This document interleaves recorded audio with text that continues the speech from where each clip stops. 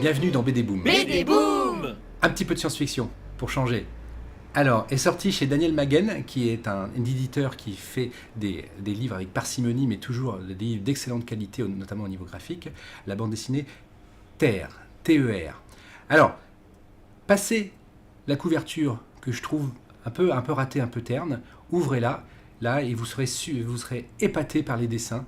Vraiment une mise en couleur et des dessins extraordinaires pour cette bande dessinée de science-fiction. Alors le scénario, c'est un pilleur de tombes dans un monde qui ressemble à un monde humain, mais on sent bien qu'il y a des différences, qui va découvrir dans une tombe un être humain tout nu et sans mémoire.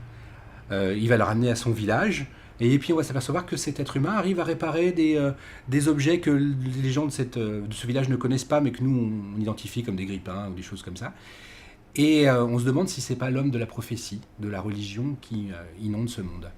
Donc voilà, c'est le début de l'histoire. La suite, je vous la laisse découvrir. Il y a aussi un mystère sur ce monde, Terre, T-E-R. Quel est ce monde? Évidemment, ça nous fait penser à notre planète à nous, mais est-ce vraiment cela? Donc voilà, n'hésitez pas, plongez dans cet univers fantastique sans hésitation. BD Boom. Une nouveauté chez Rudseb, Streamliner de Fan. Donc Fan est connu pour être un des auteurs du Jobar Team. Alors on est dans la même ambiance, une ambiance de gros cubes, mais un scénario tout à fait différent.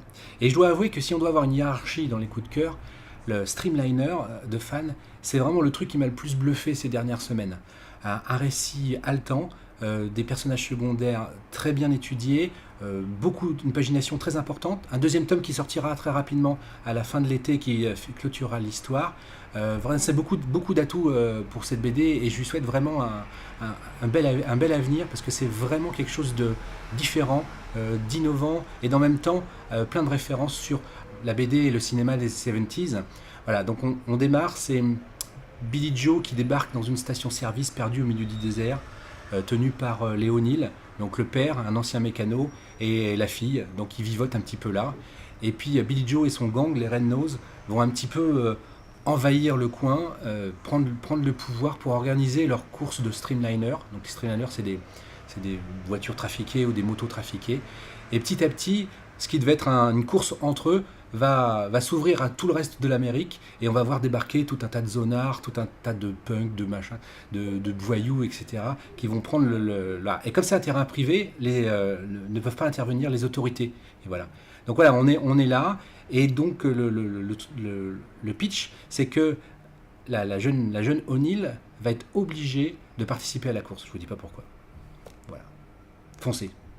Aussi vite que les Streamliners. BD Boom.